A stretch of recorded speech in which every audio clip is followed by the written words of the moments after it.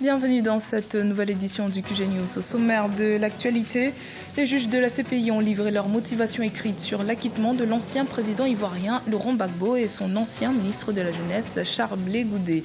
Ça fait 6 mois que Laurent Gbagbo a été relaxé de toutes les charges de crimes contre l'humanité qui auraient été commis en Côte d'Ivoire entre 2010 et 2011.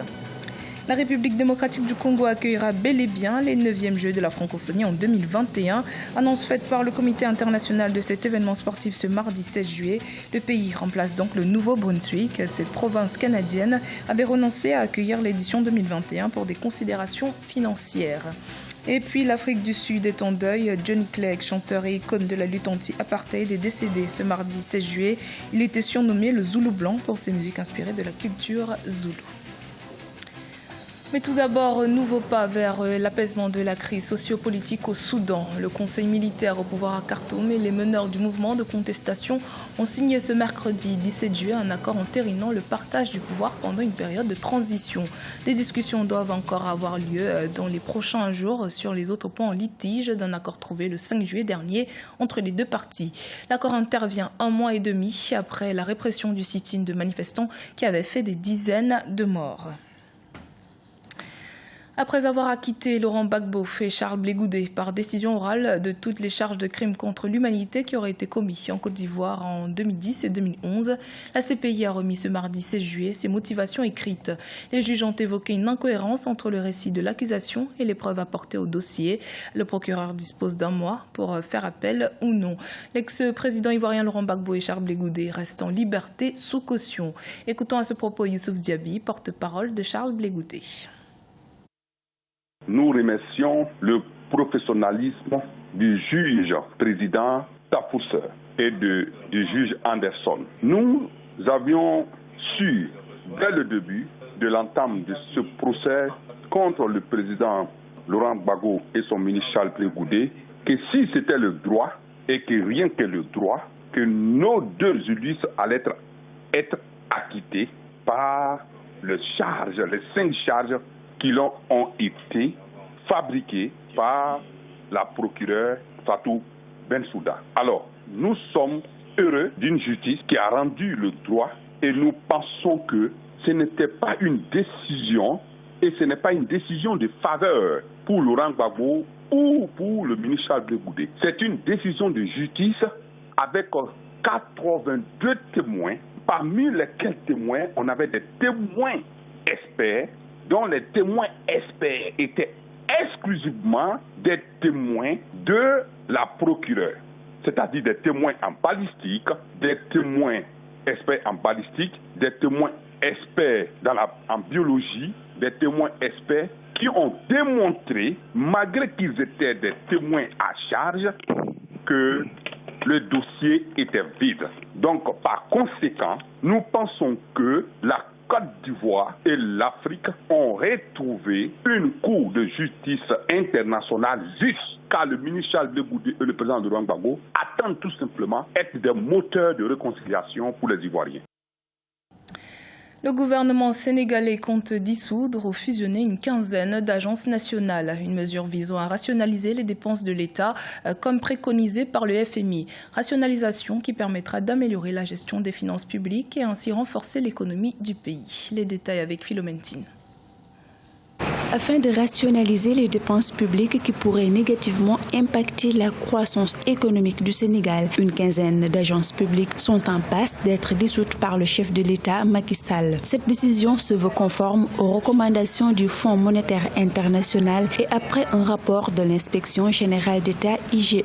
C'est vrai que le Sénégal s'est finalement décidé à rationaliser, en tout cas d'après les chefs de l'État, les dépenses publiques, ce qui donnera une décharge au niveau, en tout cas, de la fonction publique. Le régime est en train, d'une part, de baisser les charges de fonctionnement et d'autre part, d'accroître les recettes fiscales. Parmi les agences et sociétés publiques concernées figurent, entre autres, le CICES, Centre international du commerce extérieur, l'Agence nationale pour la promotion de l'emploi des jeunes ANPEJ, l'Agence pour le développement des petites et moyennes entreprises ADPME. Certaines de ces sociétés deviendront des établissements publics à caractère commercial et d'autres seront purement et simplement dissoutes, fusionnées ou voir leurs compétences revenir à des directions nationales existantes. Les opérations donc, qui visent à baisser les charges de fonctionnement de l'État sont à combiner avec les opérations qui visent à augmenter les recettes fiscales. Parce que depuis 2018, le Sénégal a effectivement un problème de trésorerie et sous donc, la coupole du FMI, le Sénégal se doit de corriger. En 2018, les dépenses publiques du Sénégal se sont situées à 22,9% du produit intérieur brut. Il convient pour le pays de continuer à maîtriser ses dépenses publiques afin d'assurer une stabilité de son cadre macroéconomique. C'est confirmé, la République démocratique du Congo abritera la 9e édition des Jeux de la francophonie en juillet 2021, initialement prévue au Canada, qui s'est par la suite désengagé. L'organisation de ces Jeux ont été attribués au gouvernement de Kinshasa. Le coût de l'organisation de cette manifestation sportive étant estimé entre 50 et 60 millions de dollars, la République démocratique du Congo, qui fait actuellement face à divers défis infrastructurels ou encore sécuritaires, sera-t-elle prête? C'est la question que tout le monde se pose.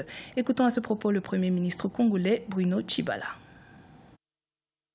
Ce dossier qui a été valablement défendu devant les conseils d'orientation des Jeux de la francophonie le jeudi 27 juin dernier a été jugé et déclaré recevable à l'unanimité des membres du Conseil.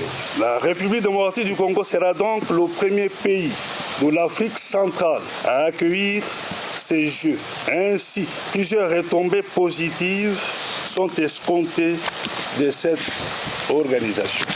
Au plan politique et diplomatique, d'améliorer l'image de la République démocratique du Congo sur le plan international. Image ternie par des conflits armés récurrents. Dans le but de se conformer aux exigences du Comité international des Jeux de la francophonie, un cahier de charges sera préparé et présenté au mois de septembre prochain, dont le montant global relatif sera inscrit dans la loi de finances des exercices budgétaires 2020-2021. La 7e édition de la Turbine Art Fair s'est tenue du 11 au 14 juillet à Johannesburg, en Afrique du Sud. Depuis son lancement il y a 6 ans, le TAF a gardé le même objectif, à mettre en lumière de jeunes artistes et développer le marché de l'art africain. Kamesh Katapoulé. C'était l'un des événements artistiques les plus attendus en Afrique du Sud. Le festival Turbine Art Fair s'est déroulé du 11 au 14 juillet à Johannesburg. Une foire artistique unique en son genre qui réunit des galeristes, des artistes émergents et de nouveaux investisseurs provenant de tout le pays. La Turbine Art Fair est aussi un bon moyen d'apprécier la beauté du nouvel art sud-africain et surtout de donner une visibilité aux nouveaux artistes. C'est une grande foire d'art en Afrique et le fait qu'il veuille promouvoir de jeunes artistes est très important. Ce n'est pas une industrie facile. Avant, je me souviens, il y avait la foire d'art de Joburg, la foire d'art du Cap, mais elle n'était pas accessible. Ici, ils croient en nous, ils croient en notre vision, ils croient en notre histoire. Ils nous ont donné un coup de pouce.